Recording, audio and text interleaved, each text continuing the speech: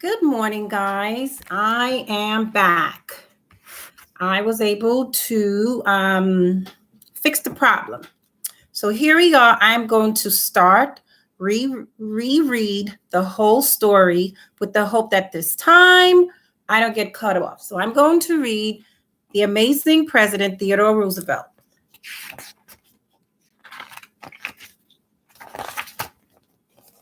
As I read, pay attention to the text features that will help you to understand what we are reading. Chapter 1, Growing Up. Theodore Roosevelt was born in New York City in 1858. No one thought the sickly boy would become president one day.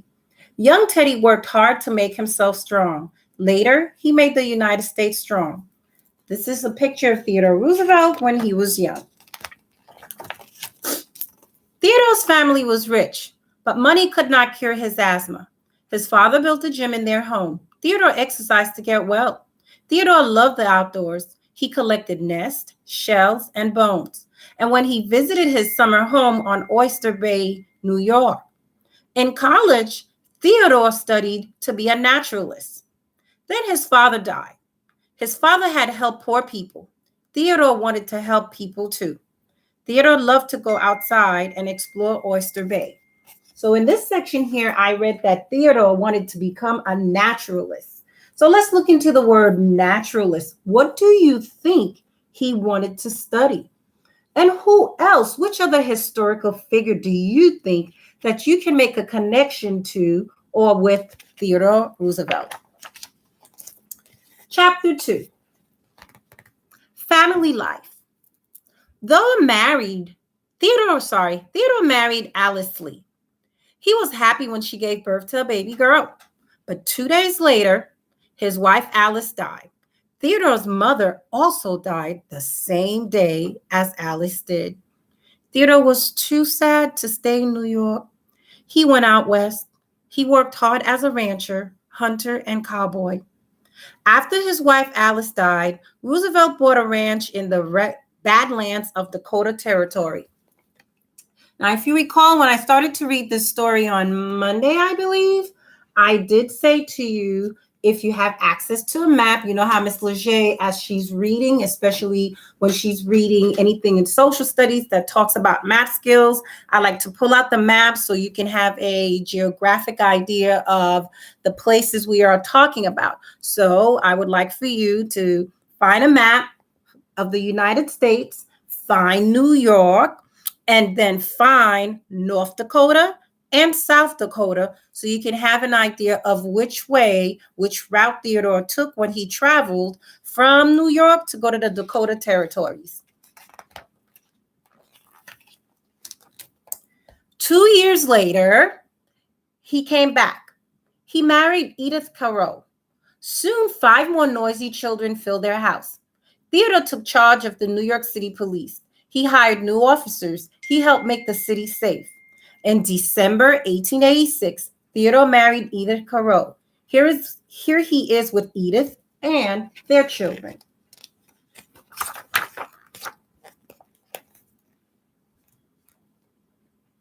Then Theodore worked for the Navy in Washington, D.C. He built new ships to protect our country. He asked men to join the Rough Riders. They fought in a big battle in Cuba and won. That made Theodore famous. Roosevelt and his Rough Riders are photographed on San Juan Hill during the Spanish-American War. So remember on Monday, I gave you a definition of what Rough Riders were men that came together with Theodore Roosevelt to fight in the war at Cuba.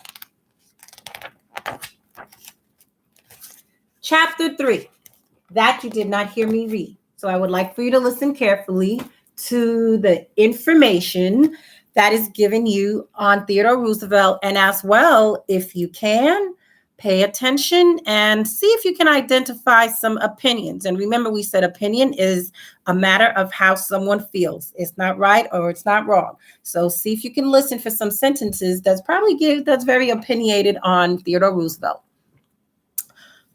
President Roosevelt. Roosevelt was elected governor of New York.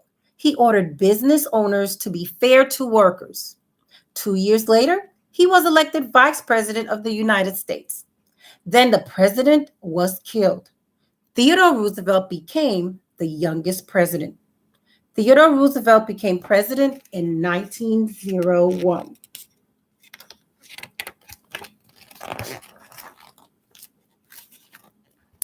Roosevelt laughed and played games with his children in the White House. The children had many pets. They liked to play tricks. Once, they took a pony upstairs to a bedroom. Quentin Roosevelt, Theodore Roosevelt's youngest child, is riding his horse on the White House lawn. Look at this picture of this photograph very well. How can you tell the era of this picture? Chapter 4, Roosevelt's legacy. Theodore Roosevelt was 60 years old when he died. He was known all over the world because of his hard work and courage. The United States became a world leader. Roosevelt helped create the Yosemite National Park. Many people still go there to camp, hike, and enjoy nature. Now, can you look at the photograph on this page and look at the photograph on this page. Let's make some comparing and contrasting. What do you see that you can tell Miss Lachey later on? Pay attention very well as I listen as I read this particular page, because that's part of your assignment for today. Something to think about. Theodore Roosevelt told some children, there are two things I want you to make your mind up about. First, have a good time as long as you live. Next, work hard and do the things you set out to do. How did he follow those rules? Teddy Roosevelt said, my father was the best man I ever knew. Who helps you to follow the rules of being the best that you can be, or to do the things that you set out to do? Mr. Roosevelt had built a place for homeless boys and took his own children there each week when he visited them. How did watching his father affect Teddy's life? Who do you want to be like? That's my question to you. Listen again. How did watching his father affect Teddy's life? Who do you want to be like? And this is a timeline of Teddy Roosevelt's life. And if you remember that I explained to you that a timeline is the path of life, of someone's life. So therefore, and it starts out with the years from the lowest to the highest. So you go from the smaller numbers to the higher numbers, like a number line, basically.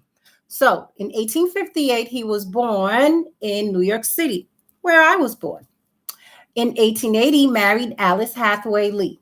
In 1884, his daughter Alice was born. His wife and mother died on the same day. In 1886, he married Edith Kermit Carew. In 1895, he was the head of New York City Police.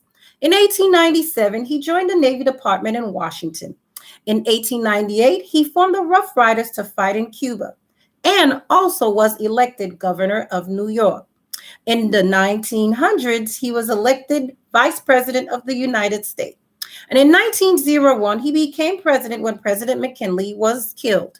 And in 1919, January 6th, he died at Sagamore Hill, Oyster Bay, New York. So ladies and gentlemen, that finally concludes my reading of The Amazing President Theodore Roosevelt. In a few minutes, I am going to post this video and set out the lesson outline for the day. I hope you have a wonderful weekend. Enjoy the rest of your day, and I look forward to seeing you on Monday. Miss you guys.